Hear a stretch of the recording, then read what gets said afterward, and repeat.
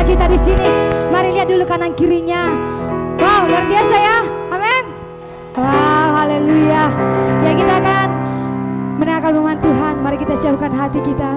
Kita siapkan pikiran kita supaya firman Tuhan yang kita dengarkan bisa kita lakukan dan kita semakin bertumbuh dalam Tuhan. Sekarang kita bangkit berdiri. Kita mau katakan, seperti wanita mengurapimu Tuhan, kami mau tetap setia sampai akhir hidup kami Tuhan, sampai kami mendapatkan mahkota kemuliaan daripada Tuhan.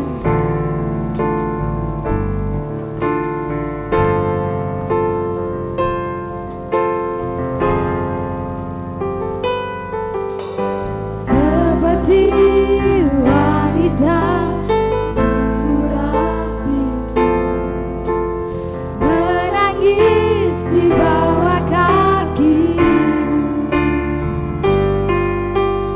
demikian hidupku mau mengasihimu. Yesus, Engkau baik bagiku sampai akhir.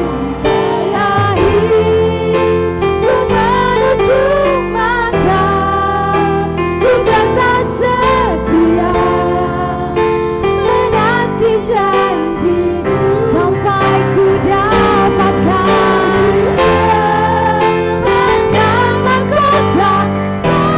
kehidupanku. Ku tetap setia untuk melayani-Mu.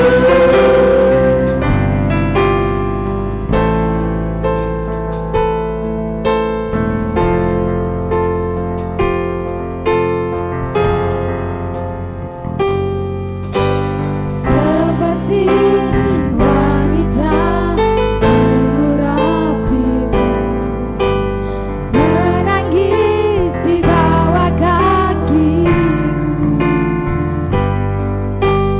demikian hidupku mau mengasihimu. Yesus, Engkau baik bagiku sampai akhir. Ku menutup mata, ku tetap setia menanti janji sampai ku dapatkan mahkota kehidupanku.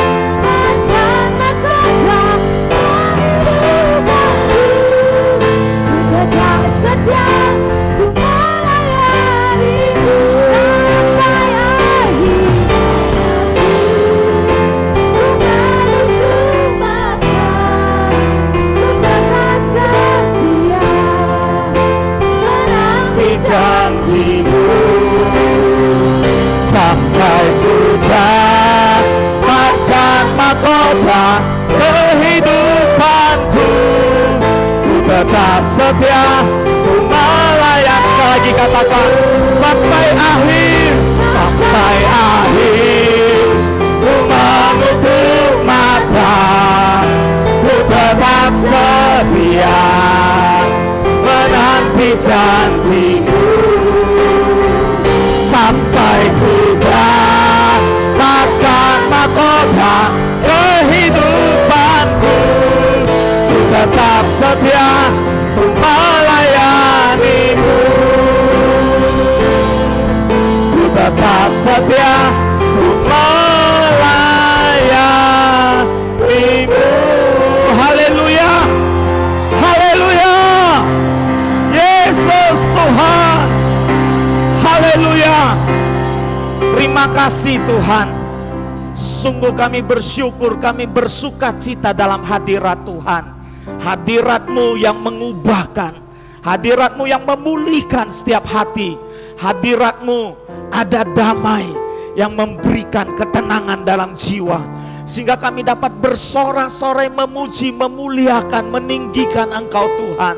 Semua hanya oleh karena hadirat-Mu ada di tengah-tengah kami. Kami bersyukur, kami bangga punya Allah yang seperti-Mu. Tuhan yang selalu mengasihi, tangan-Mu yang tetap terbuka menanti kedatangan kami Tuhan. Terima kasih buat anugerah-Mu.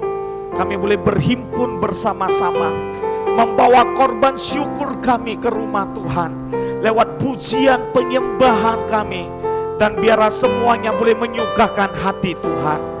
Kami menyembah-Mu, meninggikan Engkau Yesus Tuhan di atas segalanya. Engkau Tuhan Raja di atas segala raja, Tuhan yang bertata dalam kehidupan kami. Terima kasih Tuhan. Saatnya kami akan bersama-sama belajar daripada firman-Mu. Berfirmanlah Tuhan bagi kami. Singkapkan rahasia kebenaran firman-Mu untuk kami dapat mengerti, memahami apa yang menjadi kehendak Tuhan atas hidup kami. Firman-Mu menjadi pelita bagi kaki kami, terang bagi jalan-jalan kami, supaya kami berjalan di dalam apa yang Tuhan mau kami lakukan. Tuhan bekerja dalam kuasa firman-Mu. Nyatakan kehendak-Mu lewat firman-Mu yang akan hamba-Mu sampaikan Tuhan. Kuduskan setiap hati kami menjadi tanah yang baik, yang siap ditaburi oleh benih firman Tuhan, sehingga dapat bertumbuh, berakar, dan menghasilkan buah 30, 60, bahkan sampai 100 kali lipat. Hidup kami disempurnakan, dibentuk menjadi bejana yang indah di pemandangan-Mu lewat kebenaran firman-Mu. Jika masih ada kuasa roh-roh jahat yang mau mencuri benih firman yang akan hamba-Mu tabur, kami bersatu hati, kami patahkan, kami usir keluar dalam nama Yesus.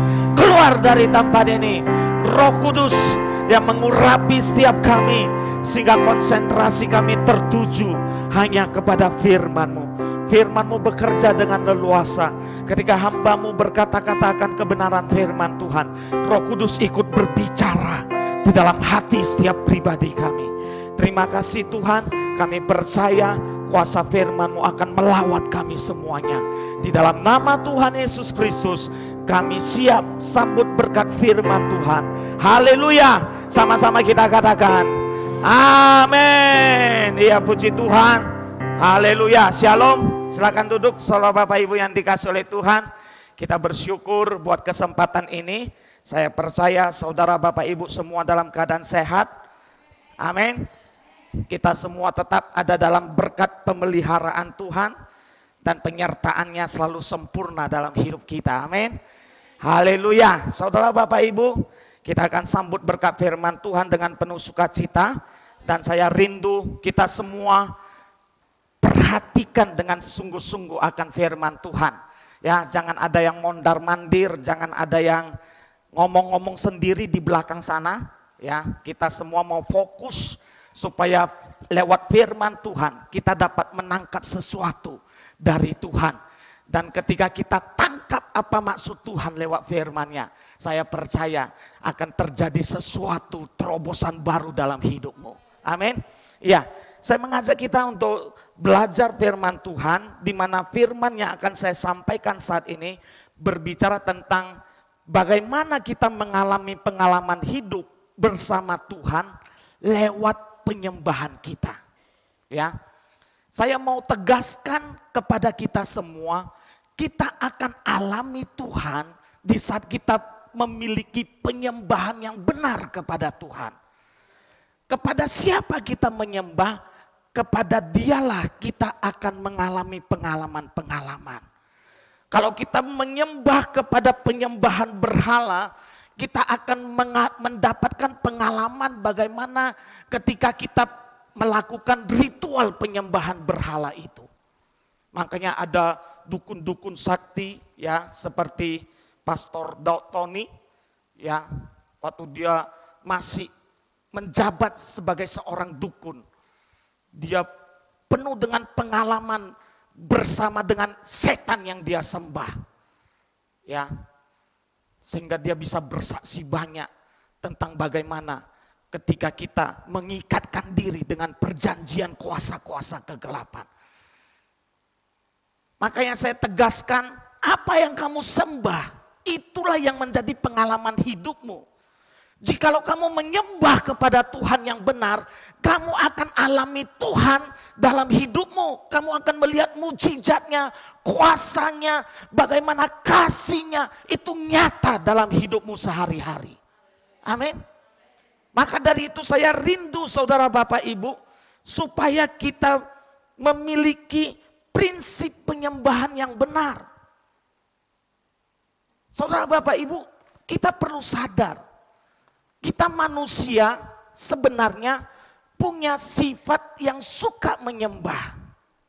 Makanya orang selalu saja cari-cari apa yang mau dia sembah. Kalau dia tidak mengenal Tuhan dengan benar, dia pasti akan melakukan penyembahan yang salah. Orang bisa menyembah kepada pohon-pohon besar, bisa menyembah di kuburan, minta berkat sama orang mati. Orang bisa menyembah kepada dukun. Manusia selalu cari apa yang mau dia sembah. Karena memang sebenarnya kita ini punya sifat yang suka menyembah. Dan saya mau kita semua punya prinsip penyembahan yang benar supaya penyembahan kita tidak salah. Supaya penyembahan kita sungguh kepada Tuhan yang benar, bukan Tuhan yang salah. Amin. Dan saya yakin sekali ketika kita punya penyembahan yang benar kepada Tuhan yang benar, maka kita akan mendapatkan sesuatu pengalaman bersama dengan Tuhan. Setiap hari kita melihat bagaimana berkat kasih setia Tuhan melimpah dalam kehidupan kita. Setiap harinya kita nikmati anugerah Tuhan, karena firman-Nya juga berkata, rahmat-Nya selalu baru setiap pagi. Kita akan alami itu, saudara, Bapak, Ibu. Cuman yang menjadi kendalanya, kenapa kenyataannya sering sekali kita tidak mengalami apa itu yang namanya rahmat Tuhan yang selalu baru setiap pagi. Nah, ini yang harus kita pelajari bersama-sama. Saudara, Bapak, Ibu yang dikasih oleh Tuhan, ya. Coba saya ajak kita melihat dalam Keluaran pasal yang ke-20 dari ayat yang pertama sampai ayat yang kelima kita baca. Keluaran pasal yang ke-20 ayat yang pertama sampai ayat yang kelima. Begini firman Tuhan. Lalu Allah mengucapkan segala firman ini. Akulah Tuhan Allahmu yang membawa engkau keluar dari tanah Mesir, dari tempat perbudakan. Ingat, Tuhan tegaskan, akulah Tuhan Allahmu yang telah membawa kamu keluar dari perbudakan Mesir. Perbudakan Mesir berbicara tentang perbudakan dosa yang selama ini membelenggu kehidupan kita. Yesus ingatkan lewat firman-Nya pada hari ini bahwa lewat kematiannya, lewat pengorbanannya di kayu salib, dia telah mengeluarkan saudara dan saya dari perbudakan dosa. Dia telah memerdekakan kita, dia telah memberikan kemenangan, kebebasan bagi kita. Amin. Sehingga kita tidak ada dalam maut, tetapi kita ada dalam kerajaan surga yang memberikan damai sejahtera dalam jiwa kita. Haleluya. Ya. Jadi ingat, akulah Tuhan Allahmu, kata Tuhan, ya, yang sudah memerdekakanmu, yang sudah membawa engkau keluar dari perbudakan Mesir. Makanya di dalam ayat yang ketiga ditegaskan, jangan ada padamu Allah lain di hadapanku. A-nya itu A kecil. Jangan kita punya Allah-Allah lain dalam hidup kita. Jangan menyembah kepada Tuhan-Tuhan lain. Tuhannya T kecil. Jangan ada dalam hidup kita. Amin. Nah, ayat yang keempat, jangan membuat bagimu patung yang menyerupai apapun yang ada di langit di atas, atau yang ada di bumi di bawah, atau yang ada di dalam air di bawah bumi.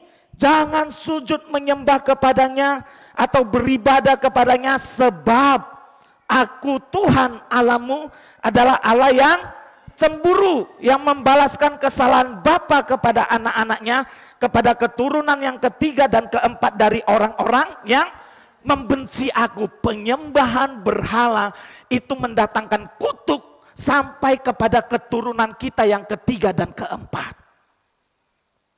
Makanya ditegaskan, jangan kamu beribadah kepada patung, kepada penyembahan berhala, kepada Allah-Allah lain, kepada Tuhan-Tuhan yang tidak benar. Karena Tuhan yang kita sembah Allah yang cemburu, yang akan membalaskan kesalahan kepada bapak-bapak sampai keturunan ketiga dan keempat. Jelas saudara bapak ibu. Makanya ketika kita lahir baru, kita bertobat, kita perlu adakan pemutusan kutuk-kutuk keturunan. Karena kita tidak tahu dulu nenek moyang kita siapa. Mungkin nenek moyang kita dulu adalah seorang penyembahan berhala yang sangat kuat. Sehingga kita terikat dengan kutuk keturunan. Dan kalau kita belum putuskan itu, kita tidak akan bisa bertumbuh di dalam iman percaya kita kepada Tuhan. Kita harus putuskan kutuk-kutuk keturunan supaya kita betul-betul bebas, merdeka.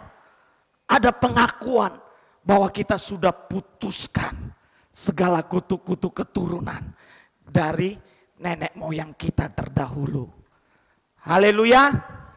Saya harap jemaat Tuhan semuanya sudah tidak terikat dengan kutuk-kutuk keturunan. Amin. Haleluya. Ya. Nah, jelas saudara bapak ibu yang dikasih oleh Tuhan. Apa sebenarnya arti menyembah itu? Ya, menyembah itu berarti adalah menghormati sesuatu. Menghormati kepada apa yang kita sembah. Menyembah juga bisa berarti kita menaruh sesuatu atau seseorang di tempat yang paling tinggi dalam kehidupan kita. Sehingga kita membuat dia menjadi yang terutama. Itu arti menyembah saudara bapak ibu. Jadi apapun yang kamu taruh, sesuatu yang paling tinggi dalam hidupmu, sehingga kamu selalu mengutamakan dia, kepadanya lah kamu sedang menyembah. Dan saya mau tegaskan kepada kita semua. Saya yakin kita semua adalah orang-orang percaya kepada Tuhan. Amin. Kita percaya bahwa Yesus adalah Tuhan, juru selamat kita. Haleluya. Dan Yesus Tuhan yang mati disalibkan. Dialah yang seharusnya kita taruh tempat yang paling tertinggi dalam hidup kita. Kepadanya lah kita menyembah, kita utamakan seluruh hidup kita hanya kepada salib Kristus. Jangan ada yang terutama selain salib Kristus dalam hidupmu. Amin. Ini yang seharusnya yang kita utamakan, saudara bapak ibu. Dan ketika kita menempatkan Tuhan di tempat yang tertinggi atas hidup kita, saya percaya Tuhan hadir dalam hidupmu. Tuhan hadir. Dan ketika dia hadir, dia pasti berkati apa yang kamu kerjakan. Ketika dia hadir, dia akan melindungimu dari segala mara bahaya. Ketika dia hadir, penyertaannya sempurna atas hidupmu. Amin. Jadi kamu harus tempatkan salib Kristus di tempat yang tertinggi, saudara bapak ibu. Jangan justru kamu rendahkan salib Kristus dalam hidupmu. Kamu malah meninggikan sesuatu dalam hidupmu. Itu salah. Amin. Makanya kita harus belajar pada saat ini. Supaya kita benar-benar punya prinsip yang benar di dalam penyembahan kita, saudara bapak ibu. Ya, nah, yang menjadi persoalannya saat-saat ini, banyak sekali orang punya Tuhan-Tuhan kecil yang dia sembah. Sedangkan patung salib saja, ada orang punya pengertian, kalau dia taruh patung salib di rumahnya, pasti tidak ada setan dalam rumahnya. Dia buat patung salib jadi penangkal setan. Setan gak takut sama patung salibnya. Jangan saudara terintimidasi dengan film-film horor, ya, film-film barat. Dia kalau usir Dracula kan pakai patung salib. Langsung lari Draculanya. nggak tahan dia. Itu bohong-bohongan. Dracula, setan, begu ganjang tidak takut sama patung salibmu. Tetapi setan takut sama Tuhan yang ada dalam dirimu. Bukan sama patung salibnya, saudara bapak ibu. Patung salib ini tidak punya kuasa, tidak punya apa-apa. Jangan kamu salah pengertian. Makanya kita harus cerdas rohani. Kalau tidak, rusak penyembahan kita. Kalau kita tidak cerdas kerohanian kita, saudara bapak ibu. Ada lagi orang bikin Alkitabnya jadi jimat. Sudah minum obat tidur, nggak bisa tidur-tidur. Akhirnya stres lah dia. Terus dia berpikir, sudahlah, saya baca Alkitab. Begitu dia buka Alkitabnya, langsung tertidur. Besok-besoknya dia jadikan Alkitabnya sebagai obat tidurnya.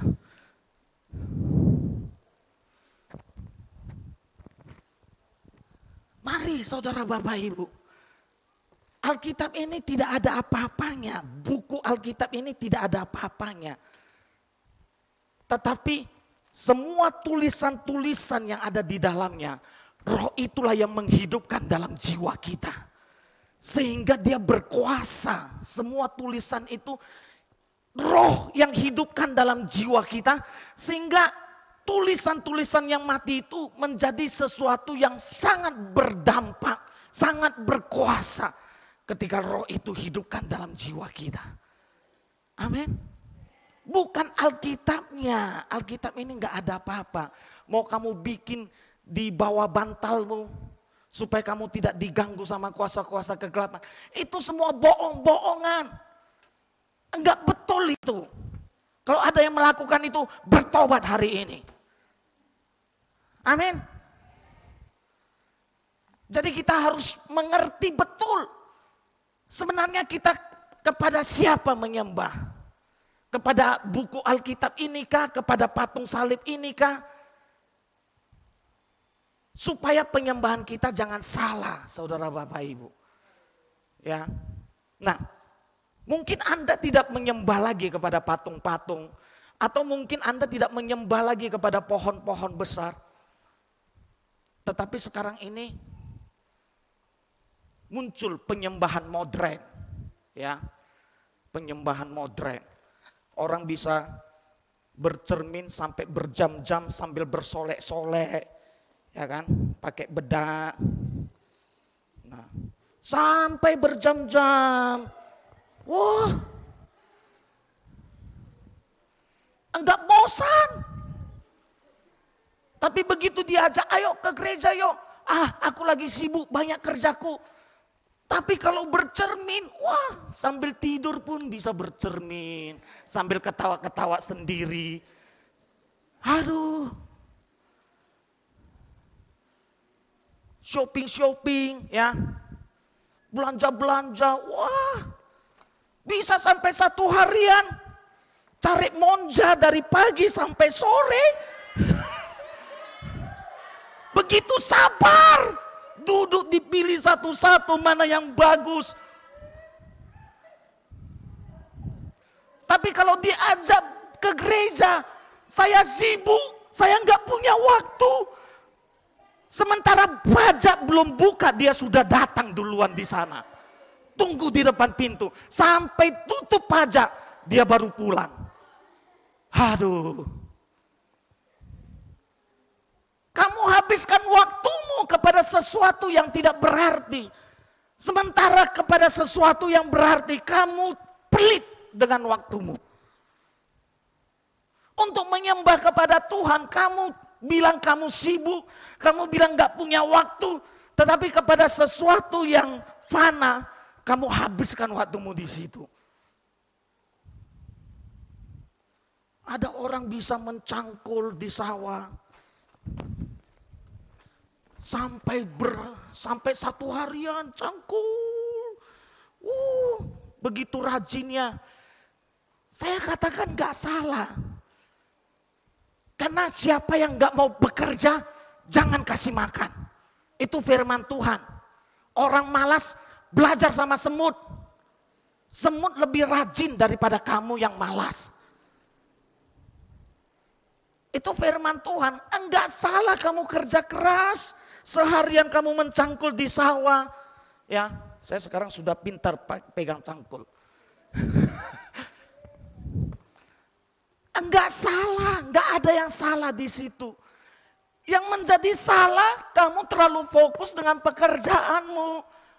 Sehingga kamu lupa untuk duduk diam di bawah kaki Tuhan. Menyembah kepada Dia. Kamu hanya habiskan waktumu dengan pekerjaanmu di sawah. Sementara Tuhan sedang menantikan kedatanganmu untuk duduk diam di bawah kakinya.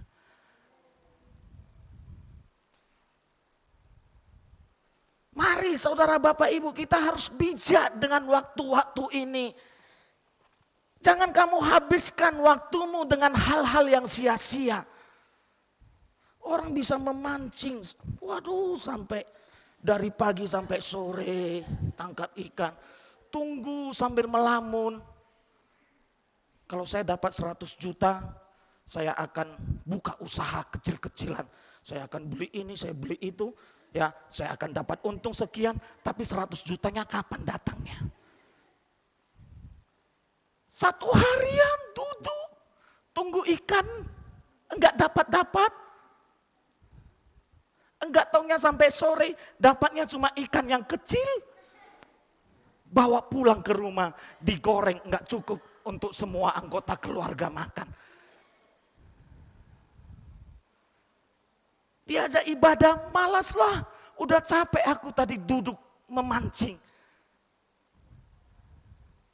Kamu bisa habiskan waktumu memancing, kamu bisa habiskan waktumu bekerja, kamu bisa habiskan waktumu untuk mencari sesuatu yang tidak kekal, yang bersifat fana. Tetapi ketika kamu diajak untuk mencari sesuatu yang kekal, yang sanggup memberi kehidupan kepadamu, kamu tidak mau, saudara Bapak Ibu. Ini yang menjadi salah bagi kita semua. Makanya saya katakan, apa yang kamu taruh, tempat yang tertinggi dalam hidupmu, itulah penyembahanmu yang sebenarnya. Pekerjaanmu kah yang paling terutama kamu buat? Hobi-hobimu kah yang paling terutama kamu buat? Sehingga kamu tidak punya waktu untuk menyembah kepada Tuhan.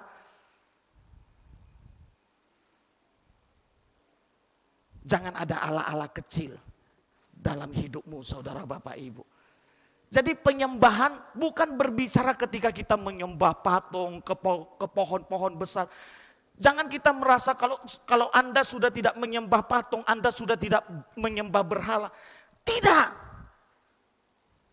Penyembahan berhala sekarang penyembahan modern. Apalagi bicara soal HP. Waduh. Ya. Bisa sampai ayo kanan, kiri. Awas. Berjam-jam di depan HP.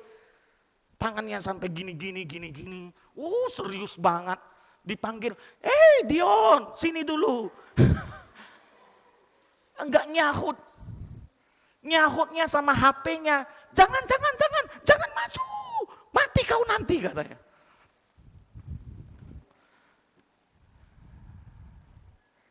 Jadi penyembahan sekarang canggih ya, saudara Bapak Ibu.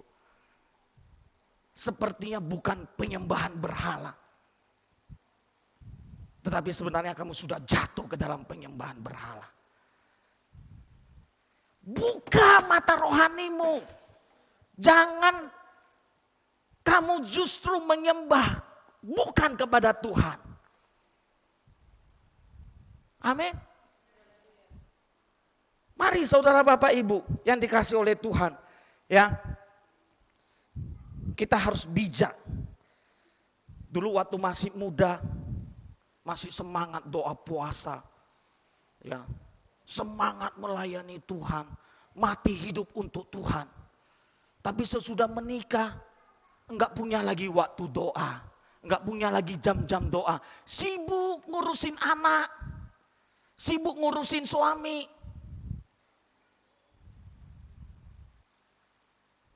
Mana penyembahanmu yang benar. Tidak salah kamu urus anak, kamu urus suami, itu tidak salah. Kamu itu ibu yang luar biasa. Tetapi jangan sampai kamu habiskan waktu hanya untuk ngurus istri, ngurus suami, ngurus anak. Itu tidak benar. Makanya di dalam firman Tuhan dikatakan, barang siapa yang mengasihi anaknya lebih daripadaku. Abraham dikaruniai anak pada masa tua istrinya. Tetapi Tuhan minta supaya anak yang sudah dibesarkan itu dikorbankan kepada Tuhan. Tuhan mau uji Abraham mengasihi anaknya atau mengasihi Tuhan.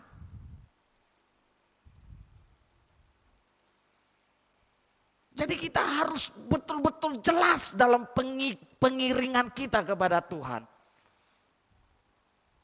Amin. Kalau kita merasa kita sudah murid Kristus, kita sudah merasa anak Tuhan, padahal penyembahan kita tidak benar. Makanya saya ajak kita, mari kita sama-sama belajar saudara Bapak Ibu. Supaya benar-benar kita berkenan kepada Tuhan lewat penyembahan kita. Jadi kepada siapa kamu habiskan waktumu, kepada siapa kamu habiskan tenagamu, kepada siapa kamu habiskan uangmu, kepada dialah kamu menyembah. Kepada dialah kamu menyembah. Ya, waktu, tenaga, uang seharusnya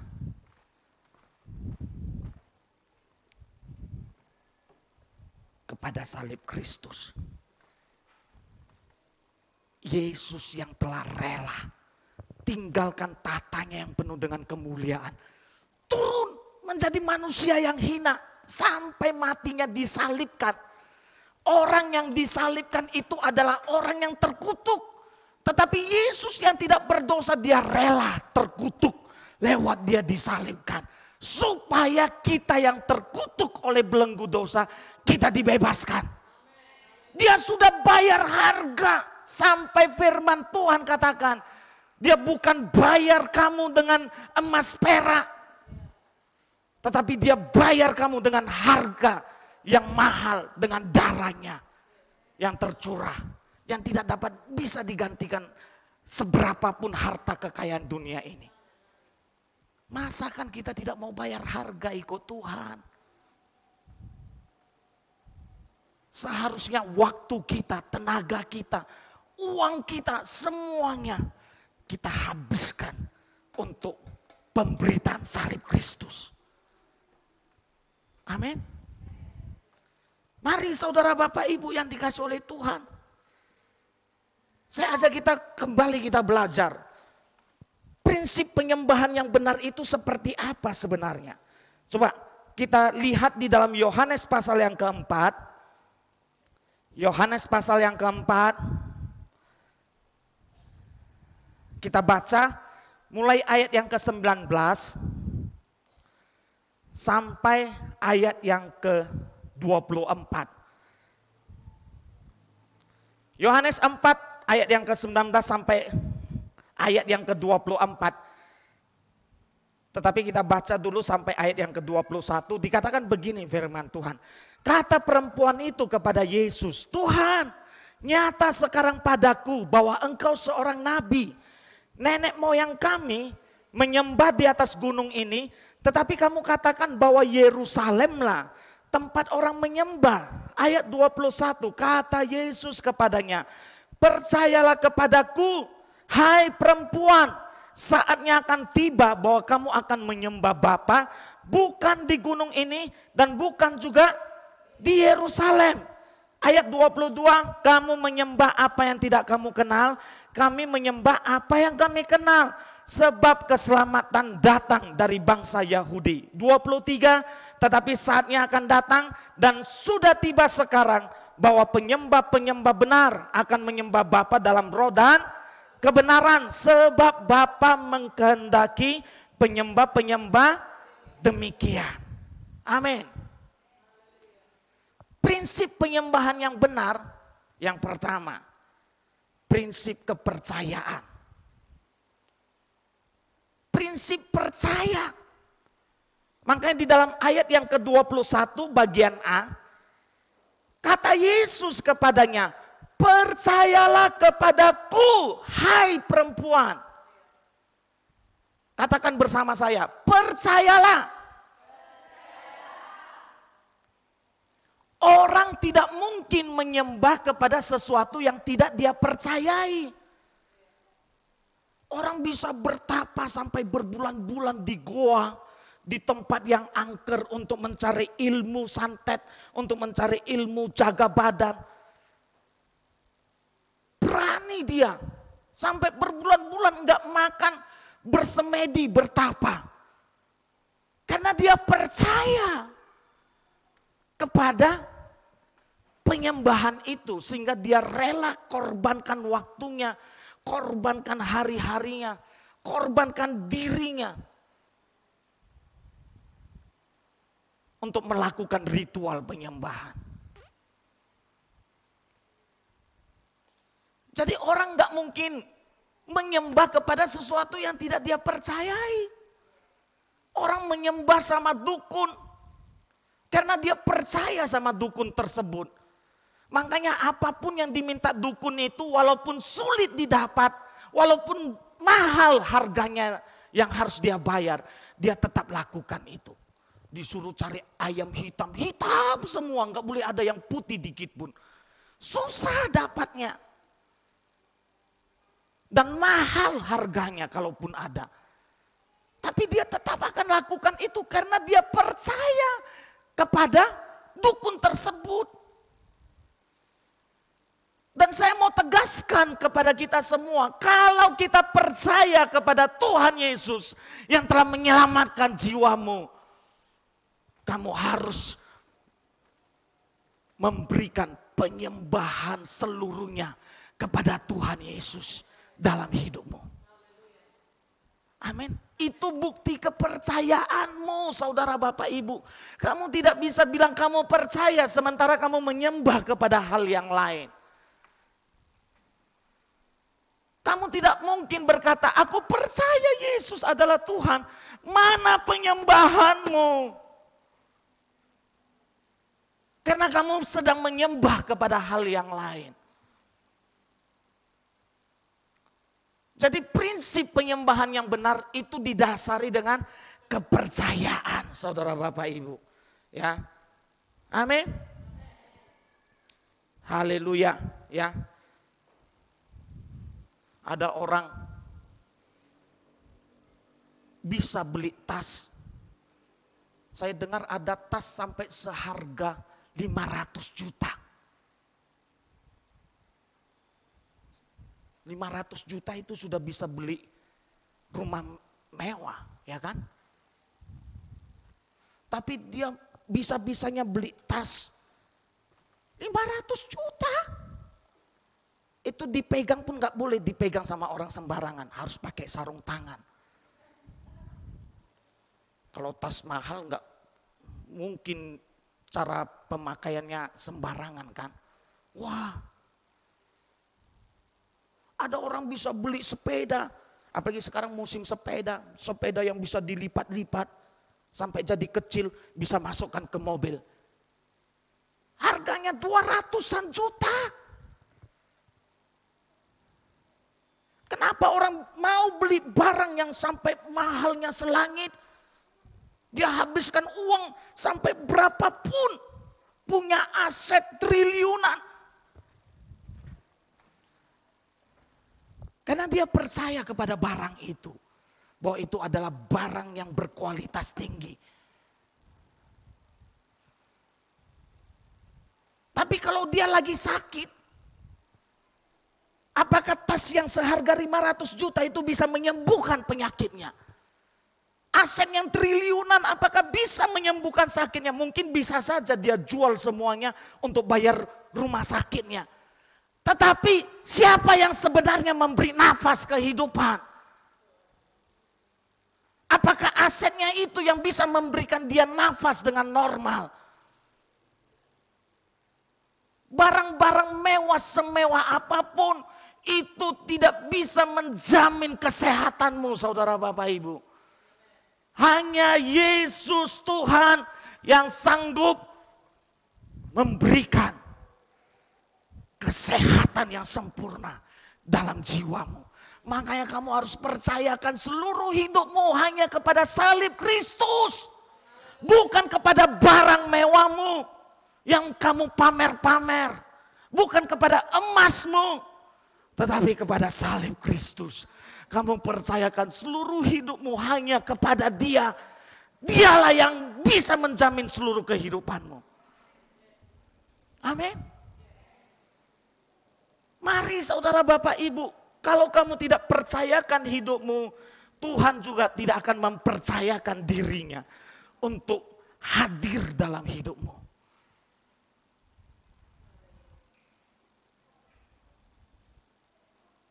Jadi saudara Bapak Ibu, saya rindu ya supaya kita punya kepercayaan yang penuh. Ibrani katakan iman timbul dari pendengaran akan firman Kristus.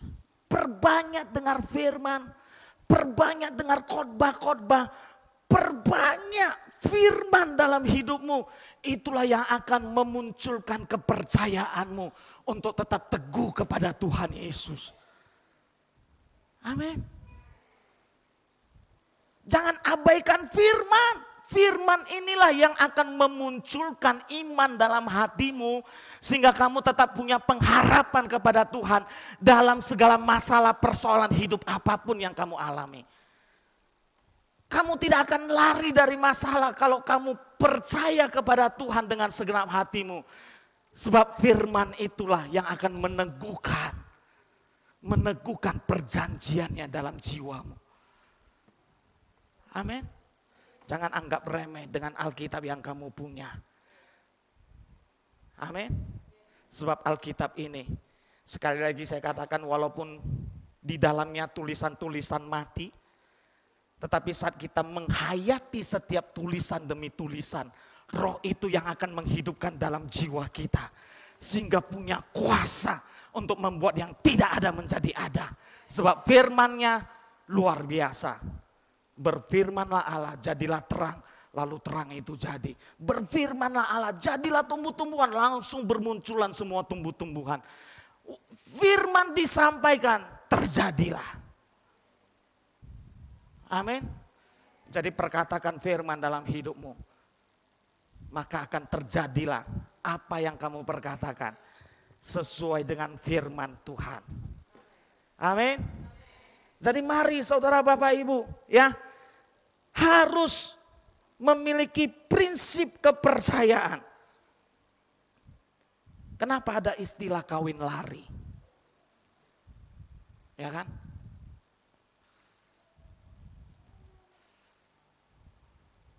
Karena dia kawin lari. Sebenarnya capek ya, kawin sambil lari-lari. Sedangkan kawin diam di tempat saja capek sambil salamin 500 tamu yang berderet-deret. Sampai sore. Pulang ke rumah susah tutup mulutnya balik. Karena senyum terus sampai berjam-jam. Kaku jadinya. Ini kawin lari. Makanya yang masih muda-muda, yang belum nikah bilang yes. Waduh. Ya. Jangan mau kawin lari. Orang bisa kawin lari karena dia terlalu percaya sama pasangan hidupnya. Sampai-sampai dia rela tinggalkan orang tuanya yang sudah besarkan dia dari bayi sampai dewasa. Ibunya yang netein dia dari kecil.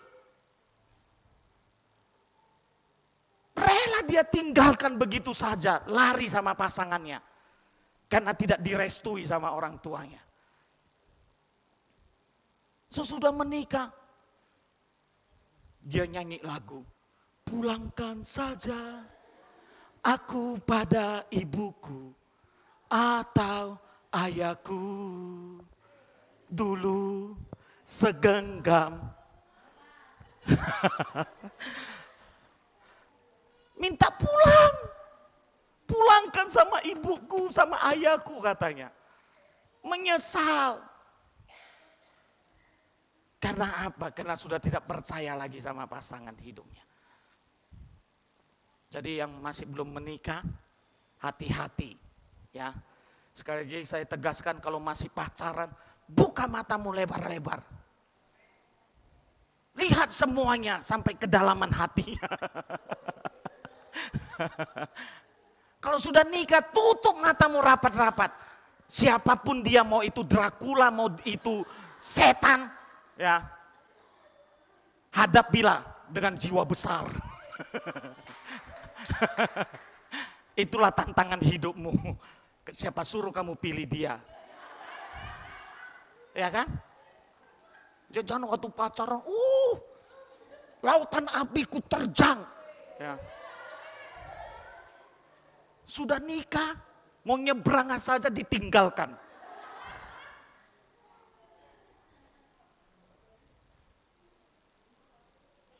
Hati-hati ya, ini anak-anak muda-mudi, jangan sampai salah pilih pasangan hidup. Amin. Haleluya. Ya. Jadi dasar kepercayaan itu penting sekali. Kalau tidak punya kepercayaan penuh, kamu tidak mungkin bisa menyembah dengan benar. Karena kamu percayalah kepada Tuhan Yesus, makanya kamu taruh seluruh hidupmu. Kamu berikan penyembahan semuanya hanya kepada salib Kristus. Karena kamu yakin dialah juru selamatmu yang sejati. Amin. Haleluya. Ya, itu prinsip yang pertama. Prinsip yang kedua dikatakan di dalam ayat yang ke-21 bagian B. Saatnya akan tiba bahwa kamu akan menyembah Bapa bukan di gunung ini dan bukan juga di Yerusalem. Prinsip yang kedua itu berbicara tentang prinsip tempat. Yesus bilang, kamu akan menyembah kepada Bapa bukan di gunung ini, bukan juga di Yerusalem.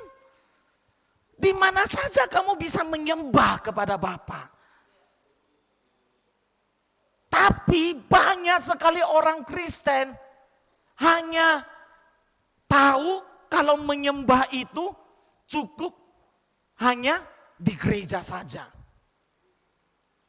Kalau ke gereja barulah, oh ku sembah Kau Allahku.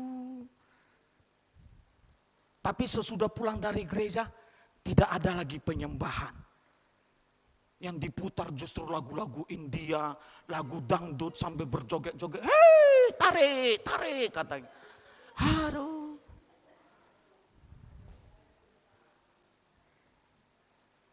Jadi jangan kita berpikir kalau kita sudah menyembah Tuhan di gedung gereja, tidak perlu lagi kita menyembah di luar sana.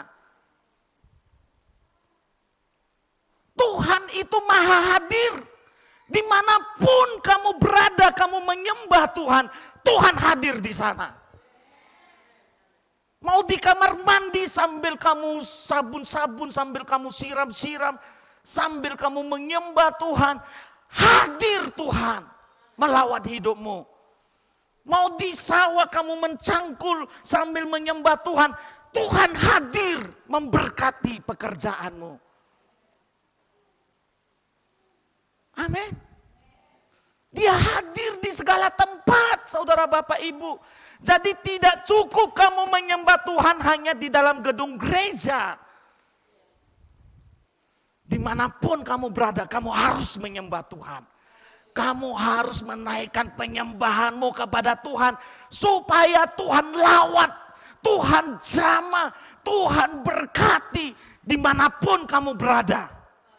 Saat kamu menyembah Dia. Amin. Mari saudara Bapak Ibu, latih badanmu untuk beribadah kepadanya lewat penyembahanmu kepada Tuhan dimanapun kamu berada. Amin. Yang kedua, prinsip tempat, berbicara tentang tempat.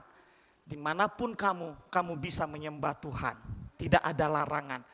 Menyembah Tuhan tidak harus tutup mata. Ya. Kenapa kamu enggak sambil menyembah Tuhan? Aku mana bisa menyembah Tuhan. Kalau ku sembah Tuhan sambil tutup mata, habis kakiku dicangkul. Siapa bilang kamu harus tutup mata? Tidak ada ayatnya. Berdoa itu harus tutup mata. Ada enggak ayatnya? Coba tunjukin dulu. Jadi kenapa harus tutup mata? Ada yang tahu? Saya kasih permen nanti. Supaya fokus. Tapi kalau kamu pas lagi naik angkut, kamu lagi pas bawa mobil, kamu pas bawa sepeda motor, kamu sambil berdoa, kamu sambil menyembah Tuhan, tidak perlu tutup mata, nanti kecelakaan. Yang penting hatimu itu tetap tertuju kepada Tuhan. Lewat kamu menyembah, kamu berikan hatimu sepenuhnya kepada Tuhan. Walaupun kamu tidak tutup mata, tidak harus berlutut. Amin. Jadi sekali lagi saya tegaskan, dimanapun kamu berada, kemanapun kamu berada, tetaplah menyembah Tuhan. Maka Tuhan hadir, Dia akan menyertaimu senantiasa. Amin. Haleluya. Ya, itu prinsip yang ketiga, saudara Bapak Ibu yang dikasih oleh Tuhan. Ya, prinsip yang kedua berbicara tentang prinsip tempat. Yang ketiga, ya, dikatakan di dalam ayat yang ke-22 bagian A, dikatakan begini firman Tuhan, Yohanes 4 ayat yang ke-22, kamu menyembah apa yang tidak kamu kenal, kami menyembah apa yang kami kenal. Prinsip yang ketiga, prinsip pengenalan. Yesus bilang, kami menyembah apa yang kami kenal. Kalau kamu menyembah apa yang tidak kamu kenal. Jadi pengenalan yang benar itu akan membuat penyembahan kita benar di hadapan Tuhan. Amin. Kenalah Tuhan dengan benar. Kenapa banyak orang tidak suka menyembah, malas menyembah. Asal disuruh menyembah langsung ngantuk. Karena dia tidak kenal dengan benar siapa itu Tuhan sebenarnya. Coba kalau bosnya telepon, hey, kamu datang ya nanti jam 4. Oh siap bos, siap. Langsung cepat. Ayo, mana bajuku? Cepat. Udah mau terlambat ini. Ketakutan.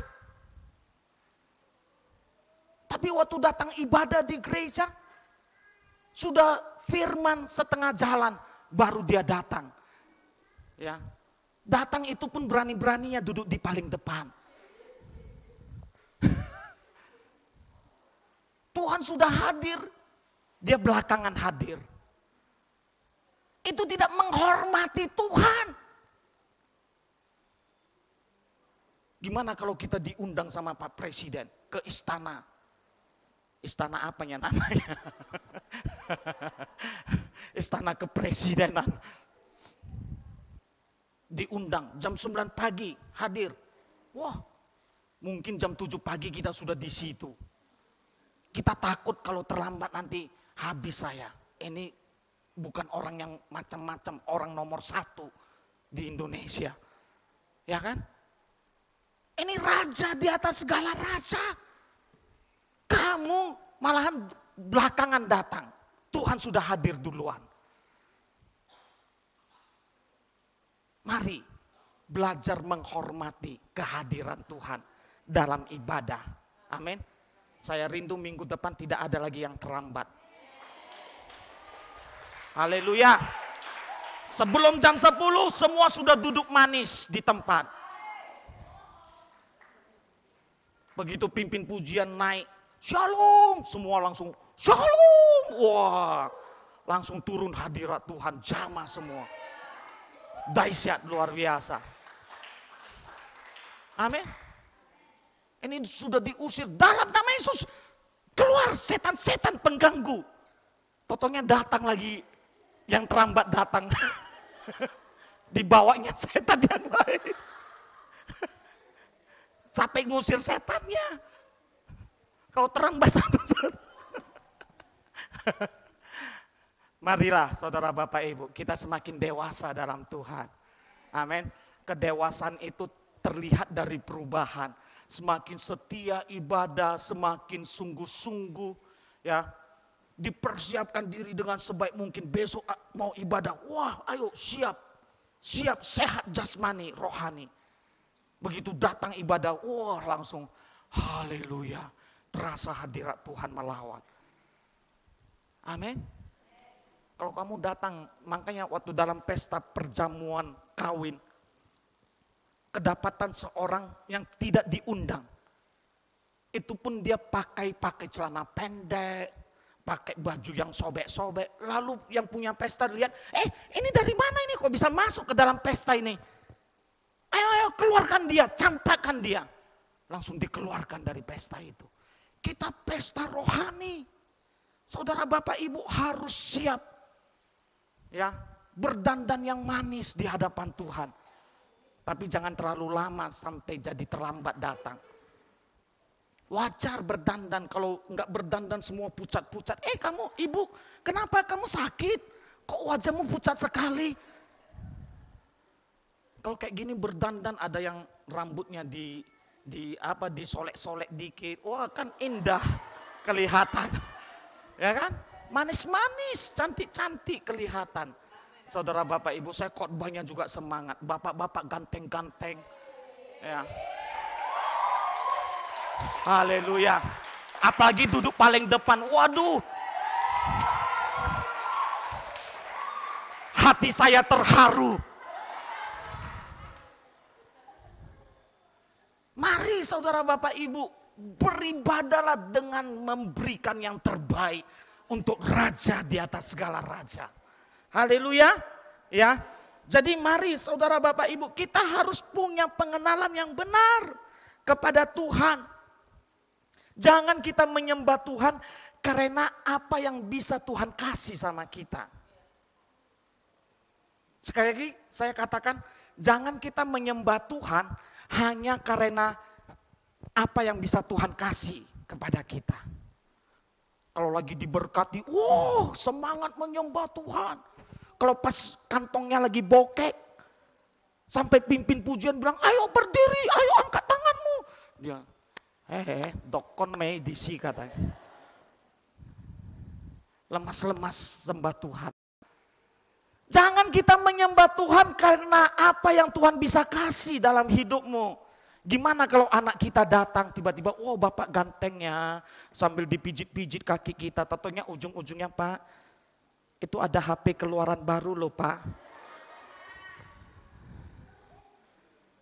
Pak, baju saya sudah sobek, semuanya sudah kekecilan Pak, sambil dia pijit-pijit.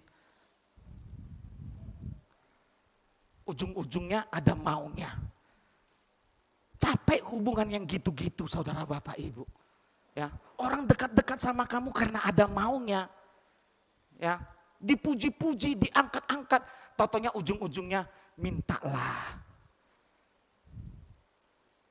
Jadi kita menyembah Tuhan jangan karena ada maunya. Kita harus berikan penyembahan yang sejati. Hanya menyembah, bukan meminta. Kita yang memberikan, bukan kita diberi.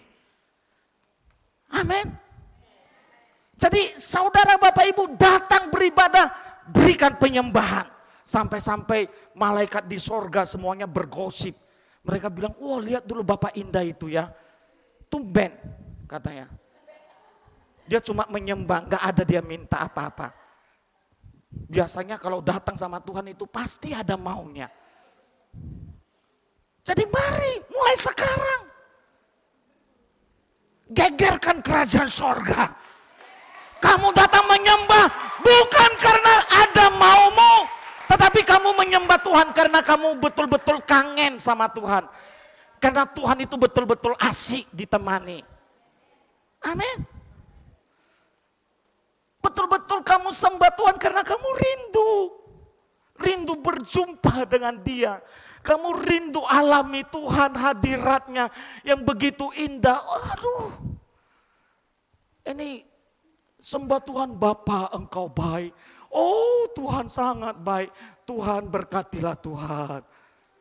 Ujung-ujungnya minta berkat. Sebenarnya walaupun kamu nggak minta, sudah disediakan bagimu.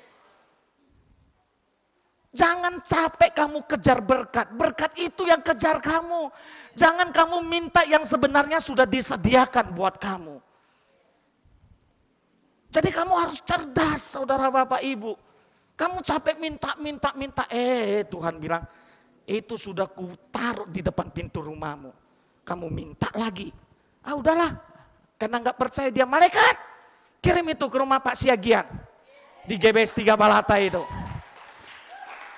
Gak usah lagi kasih sama dia. Sudah ditaruh depan pintu rumah, masih diminta. Ayo, buka mata rohanimu. Tuhan mau kamu hanya menyembah. Penyembahan yang sejati, penyembahan yang tidak minta apa-apa. Kamu duduk diam di bawah kaki Tuhan, hanya menyembah, mengagungkan Tuhan, memuji kebesarannya. Kamu tinggikan Tuhan di atas segalanya. Tuhan yang beracara dalam hidupmu. Penyembahan itu penting, saudara bapak ibu. Tahu nggak bangsa Israel? Waktu mereka mau maju berperang melawan bangsa Amalek, bangsa yang kuat, bangsa yang besar.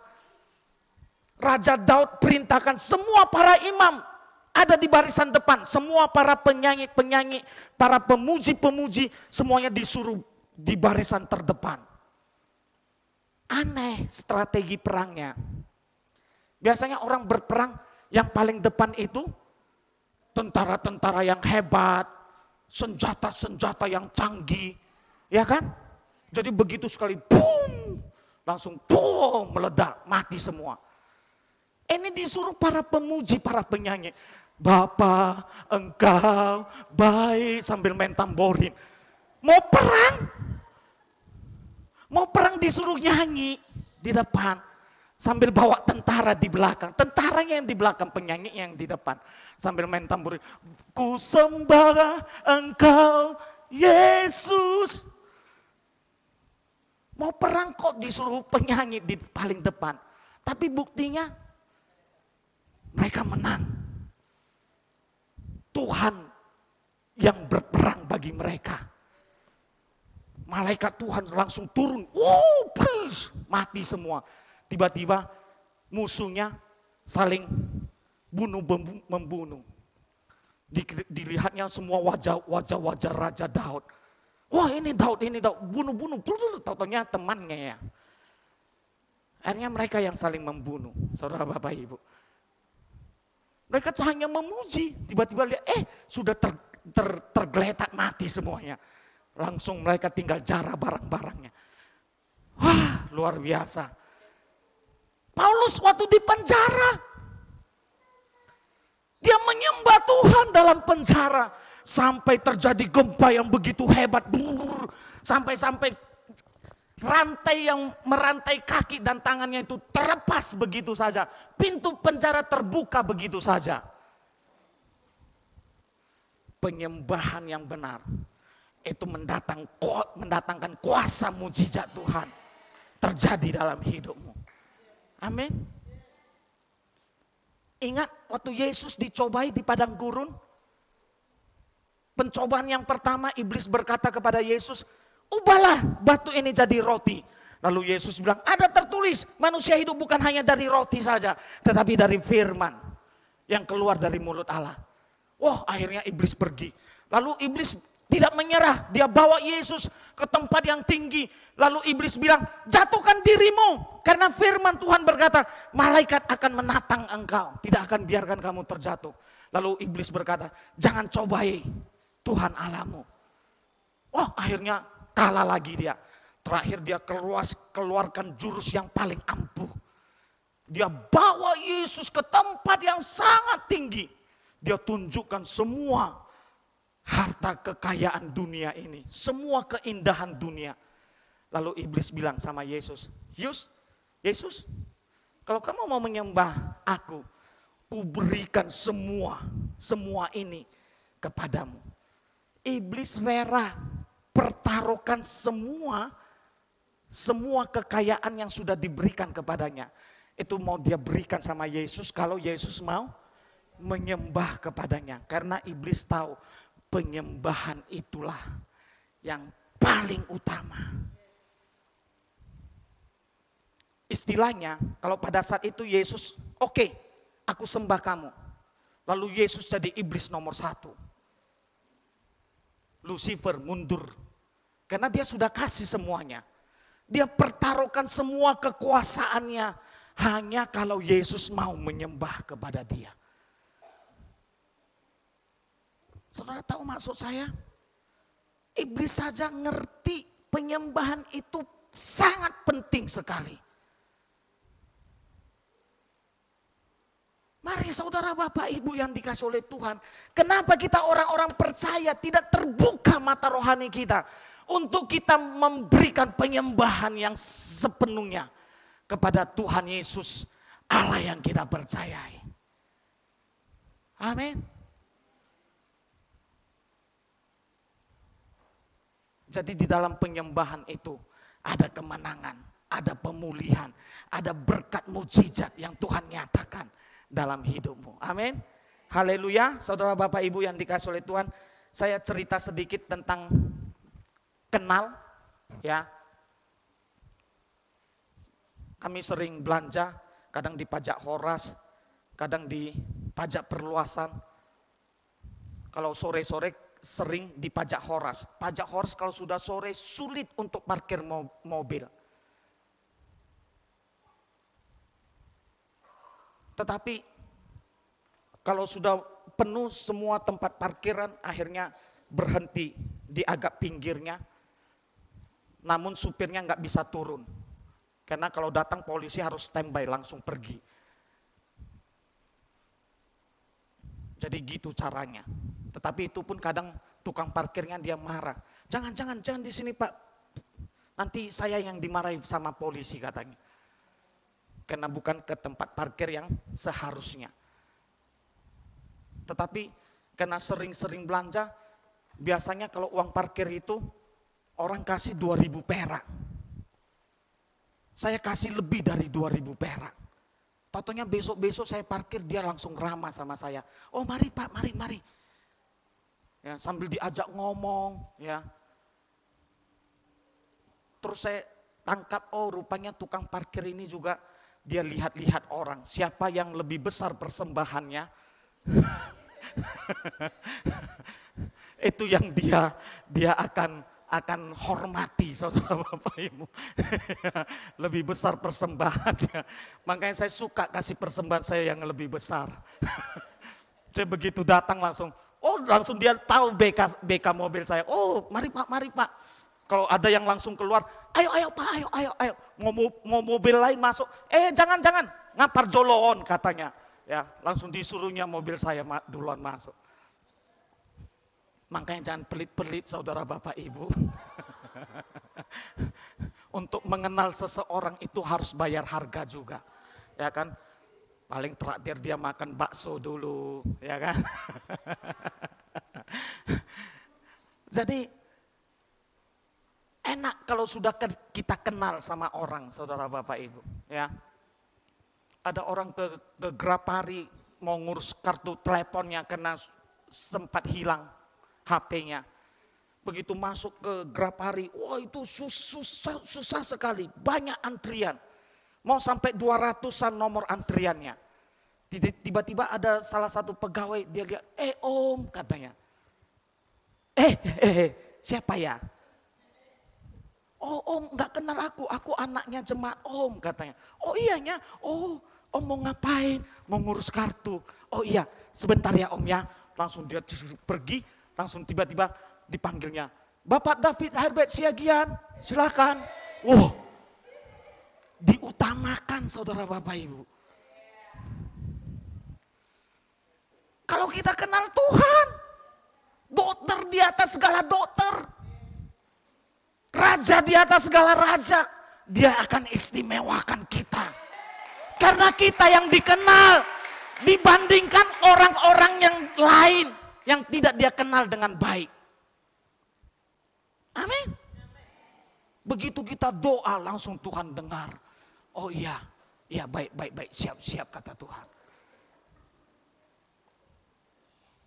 Ini doa sampai jungkir balik, Tuhan gak mau dengar. Tuhan bilang, enyalah kau, aku gak kenal siapa kamu, kata Tuhan. Jadi kenalilah Tuhanmu dengan benar, saudara Bapak Ibu. Pengenalanmu yang benar kepada Tuhan, itu akan membuat penyembahanmu benar di hadapan Tuhan. Tapi kalau kamu tidak menyembah kepada Tuhan yang benar, kamu akan punya iman yang terombang-ambing. Sebentar kamu akan percaya dengan hal ini, sebentar kamu akan percaya kepada hal ini, sebentar kamu akan menyembah kepada ini, sebentar lagi menyembah kepada hal yang lain. Sama seperti bangsa Israel, Musa karena terlalu lama turun dari Gunung Sinai. Bangsa Israel akhirnya datang, dia bilang sama Harun, sudahlah buat bagi kita Allah lain. Mana tahu Musa sudah mati di sana. Ayo bikin Allah lain yang bisa memimpin kita. Lalu Harun bilang, ya udah oke, kumpulkan semua emas kalian. Dikasih emasnya. Oh mereka rela kasih emasnya untuk membuat Allah lain. Akhirnya dibuatlah anak lembu, patung tuangan. Lalu mereka sembah. Wah, itu karena tidak kenal Tuhan dengan benar.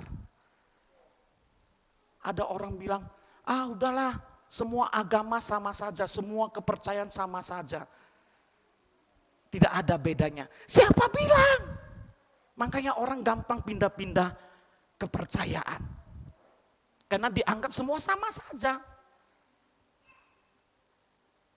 Padahal firman Allah sudah jelas dibilang, akulah jalan kebenaran dan hidup. Tidak ada seorang pun yang dapat datang kepada Bapa di sorga. Kalau tidak melalui aku, kata Tuhan Yesus. Kamu kalau tidak kenal Tuhan dengan benar, kamu gampang sekali pindah-pindah kepercayaan. Kamu gampang sekali terombang-ambing imanmu. Makanya kamu harus betul-betul punya pengenalan yang benar akan Tuhan. Dan kalau kamu kenal Tuhan dengan benar, Tuhan akan lebih istimewakan kamu. Dia akan menaruh perhatiannya tertuju hanya kepadamu. Amin. Haleluya. Jadi itu prinsip yang ketiga saudara Bapak Ibu adalah prinsip pengenalan ya. Prinsip yang keempat dikatakan di sini adalah ayat yang ke-23 Yohanes 4, tetapi saatnya akan datang dan sudah tiba sekarang bahwa penyembah-penyembah benar akan menyembah Bapa dalam roh dan kebenaran. Ingat penyembah-penyembah benar. Ada penyembah, ada penyembahan. Berbeda penyembah dengan penyembahan. Penyembah itu berbicara tentang orangnya. Penyembahan itu berbicara tentang aktivitasnya. Jadi apa itu penyembah yang benar? Apakah orang yang menghafal lagu sampai 200 lagu? Lagu barat, lagu Indonesia, lagu India, lagu Batak, semua dia hafal. Apakah itu orang yang penyembah benar? Bukan saudara Bapak Ibu yang dikasih oleh Tuhan. Penyembah yang benar berbicara tentang gaya hidupnya. Kalau penyembahan mungkin cuma sekali seminggu waktu di gereja saja. Tetapi kalau berbicara tentang penyembah itu setiap hari. Gaya hidup yang dia bawa sehari-hari. Itulah yang berbicara tentang si penyembahnya saudara Bapak Ibu. Amin. Ya. Nah, jadi gaya hidup itu apa sebenarnya? Gaya hidup berbicara tentang apa yang kita pikirkan, apa yang kita lakukan, apa yang kita perkatakan sesuai dengan firman Tuhan. Inilah yang dimaksud dengan penyembah benar. yang dipikirkan, yang diperkatakan, yang dilakukan, itu semua sesuai dengan firman Tuhan. Itu yang dimaksud dengan penyembah benar. Dan Bapa mencari penyembah yang demikian, saudara Bapak Ibu. Pribadimu yang Tuhan cari. Bukan penyembahanmu yang dimau Tuhan. Amin. Saudara Bapak Ibu paham maksud saya? Jadi orang walaupun suka menyembah tapi masih suka bertengkar, masih suka benci, masih suka iri hati sama orang kalau lihat orang senang. Enggak suka berdamai. Untuk apa penyembahanmu? Amin. Ya, saudara Bapak Ibu. Walaupun dia hafal lagu, dia nyanyi, ku sembah kau Allahku.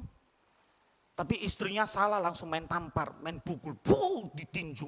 Sampai bengkak-bengkak wajah istrinya. Itu penyembahan.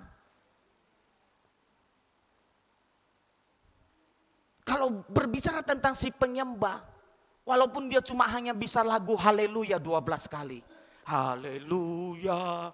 Haleluya. Cuma lagu itu terus yang dia nyanyi. Tetapi hidupnya, perkataannya, kelakuannya, semuanya sesuai dengan firman Tuhan. Inilah si penyembah yang dicari Tuhan. Amin. Jadi ada orang suka menyembah, tapi hidupnya nggak beres. Masih dendam, masih iri hati. Gampang tersinggung. Tapi suka menyembah. Ada orang demikian. Rajin ke gereja. Itulah berbicara tentang penyembahan. Bisa saja. Tapi kalau sudah berbicara tentang si penyembah,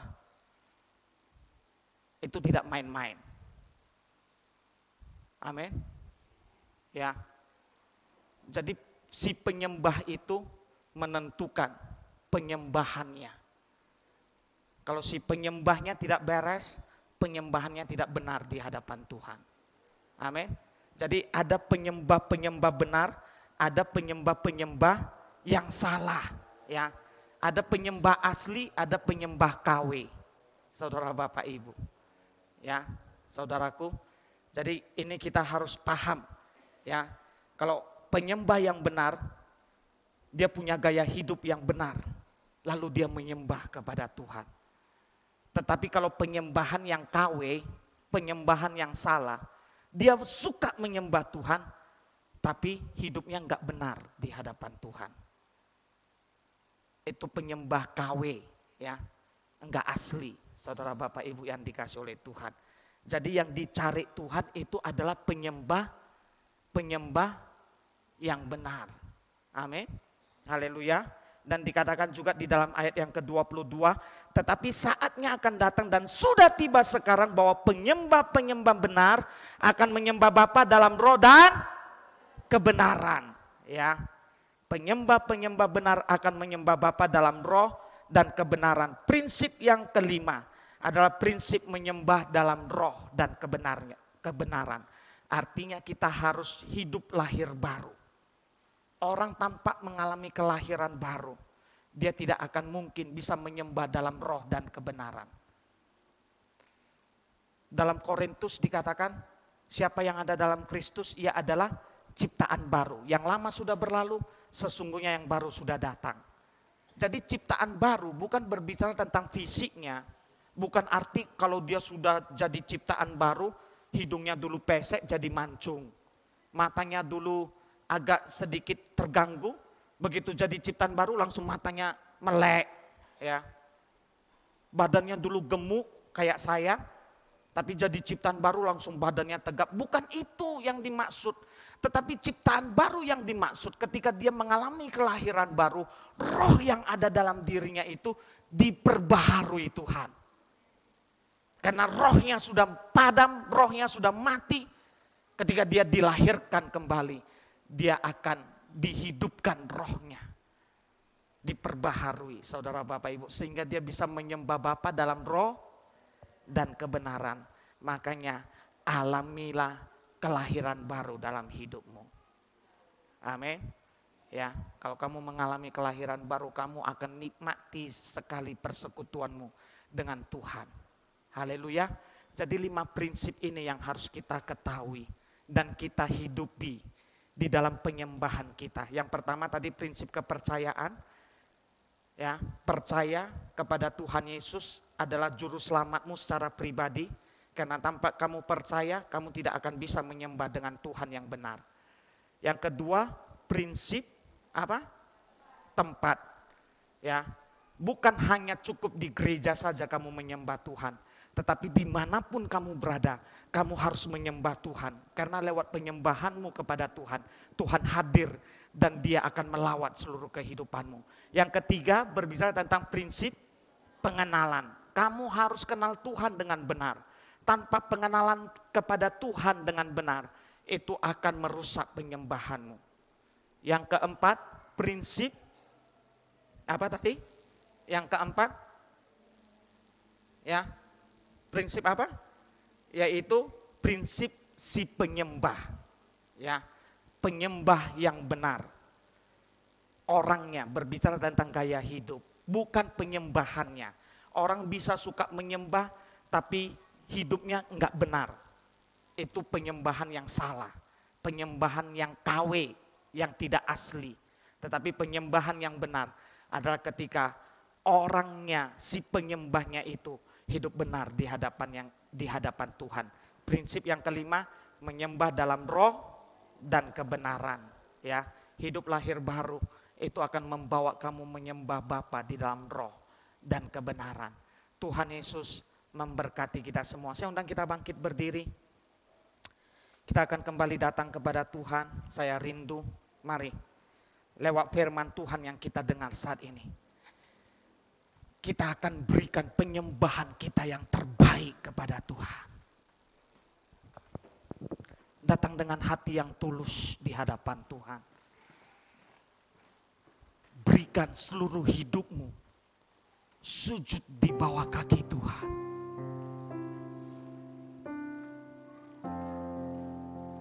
Percayalah, Tuhan hadir di tempat ini. Tuhan hadir dimanapun kamu berada saat ini. Berikan penghormatan yang tertinggi kepada Tuhan. Kalau kamu menyadari akan kehadiran Tuhan, seharusnya kamu berikan penghormatan yang tertinggi. Jangan ada ala-ala lain dalam hidupmu. Jangan ada Tuhan-Tuhan kecil dalam dirimu. Kamu harus lepaskan itu semua. Buang semua Tuhan-Tuhan yang ada dalam hidupmu. Tanggalkan itu. Agar Tuhan yang benar, yang hadir dalam dirimu, yang akan menjadi penguasa tunggal atas hidup.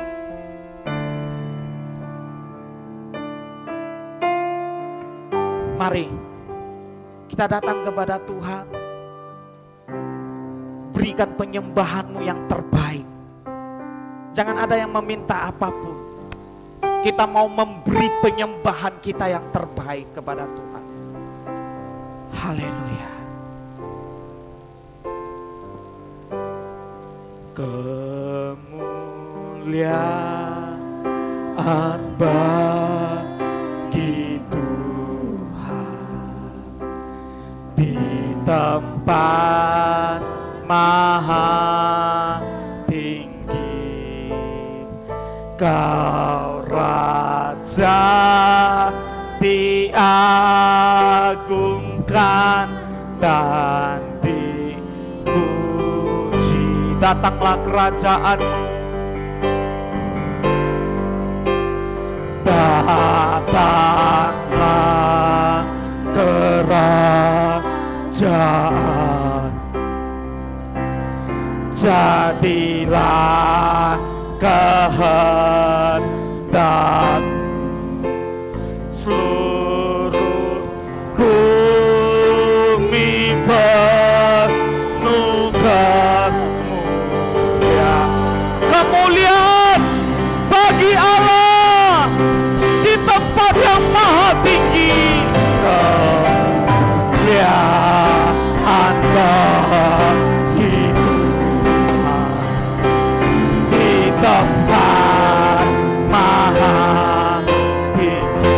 raja, jadi agungkan dan dipuji. Haleluya. Dan tanpa kerajaan jadilah kehendak seluruh bumi penuh kemuliaan. Berikan kemuliaan bagi Tuhan. Haleluya. Lihatlah itu di tempat maha tinggi, Kau raja diagungkan dan dipuji. Datanglah kerajaanmu, datanglah kerajaan, jadilah kehendak seluruh bumi penuh kemuliaan bagi Tuhan, kemuliaan bagi Tuhan, kemuliaan bagi Tuhan di tempat yang maha tinggi. Haleluya. Ya, Kau raja diagungkan dan dipuji.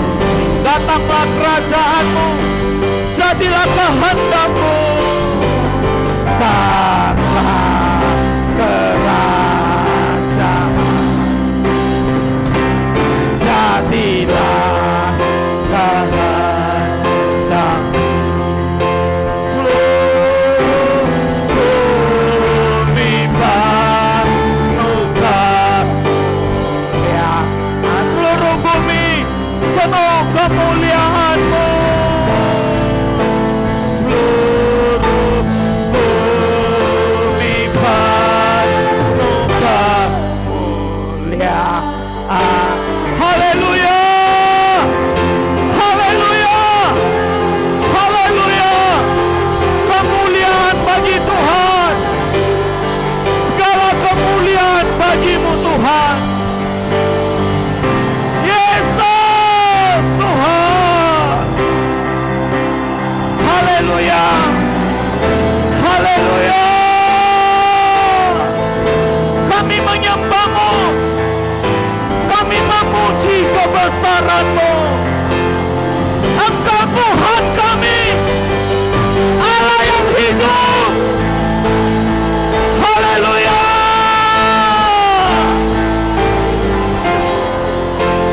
Yesus Tuhan, Allah yang perkasa, Allah yang berkuasa. Haleluya. Haleluya. Haleluya.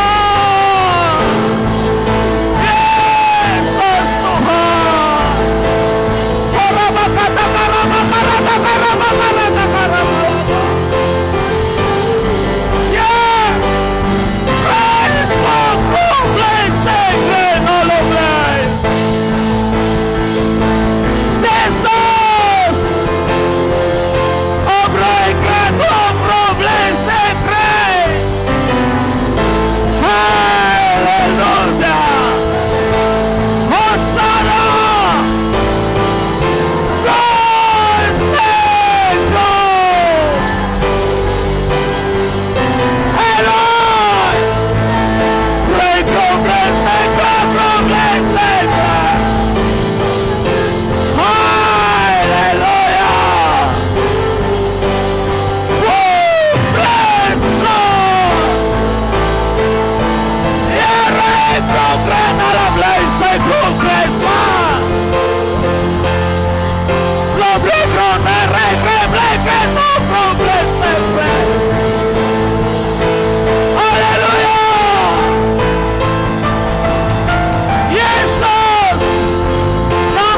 atas segala nama.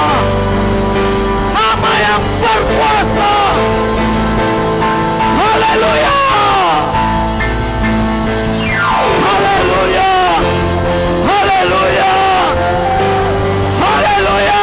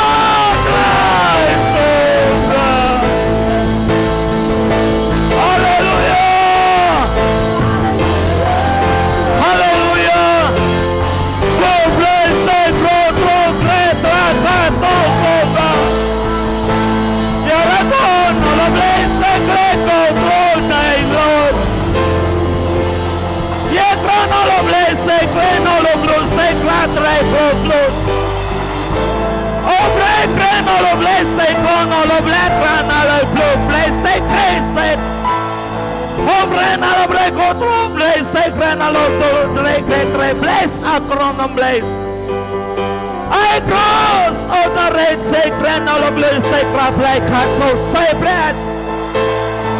Oh, blue brain, electro throne, red sacred black sacred. Yes, oh, blue grace on the black sacred. Jesus, oh, blue Christ. Hallelujah. Jesus, kami agungkan Engkau Tuhan. Kami puji, kami sembah. Engkau Tuhan pengharapan kami. Engkau Tuhan kekuatan kami. Yesus Tuhan, Raja segala raja, Allah di atas segala Allah, Tuhan yang hidup. Haleluya. Kami berikan penghormatan yang tertinggi kepadamu ya Tuhan.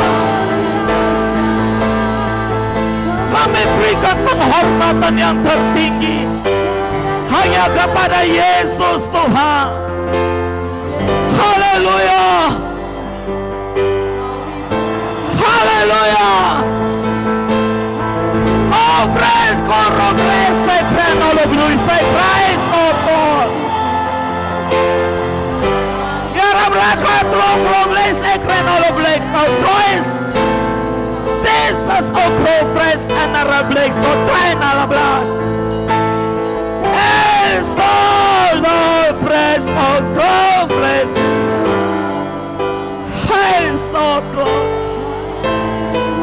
Jesus. Jesus. Oh, praise. Pro praise, say grace. Oh, no, pro face, say grace. Giants of pro grace. You rule, break, and all of us sacred. On the praise of pro grace, and pro grace, say grace. On pro praise, on praise. Yes, oh, pro grace, and pro praise, and pro. Hey, so cross, oh praise, and a praise, and a ras. Jesus. Hallelujah. Jesus. Hallelujah. Hallelujah.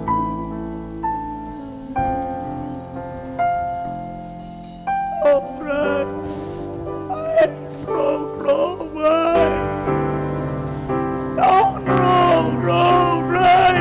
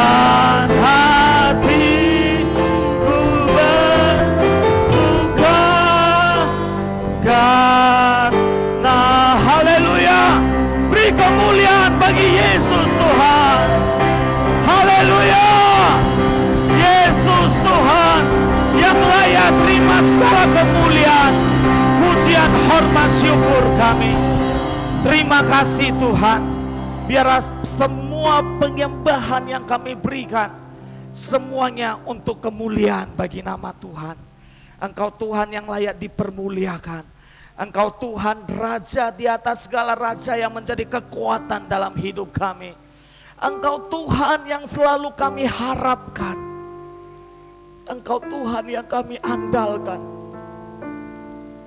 Kepadamulah kami menaruh kepercayaan penuh. Terima kasih Tuhan. Inilah yang kami renungkan. Nyanyian pujian kami panjatkan hanya bagi kemuliaan-Mu. Tuhan hadir, Tuhan bersemayam di atas pujian umat-Nya. Tuhan melawat setiap jemaat-Mu. Engkau melawat setiap pribadi penyembah yang benar. Tuhan yang menyatakan kuasa terobosan baru. Mujizat terjadi, pemulihan terjadi, yang lemah dikuatkan saat ini, yang susah mendapat kelegaan dalam jiwanya. Tuhan pulihkan setiap kami di dalam penyembahan kami. Haleluya, Engkau Tuhan melawat setiap umat-Mu. Terima kasih Tuhan, sungguh hati kami limpah dengan ucapan syukur, sebab Tuhan yang bertata di atas pujian umat-Nya. Engkau memberkati kami semua. Kami menaikkan syukur kami hanya bagi Tuhan Yesus. Terima kasih Tuhan, firman-Mu biarlah Roh Kudus tetap berbicara di dalam hati pribadi kami, supaya firman-Mu yang selalu menjadi renungan untuk kami bertindak hati-hati sesuai dengan kebenaran firman-Mu. Terima kasih atas berkat firman-Mu. Di dalam nama Tuhan Yesus Kristus kami berdoa dan bersyukur kepada Tuhan. Haleluya. Sama-sama kita yang diberkati berkata, amin. Tuhan Yesus memberkati kita semua.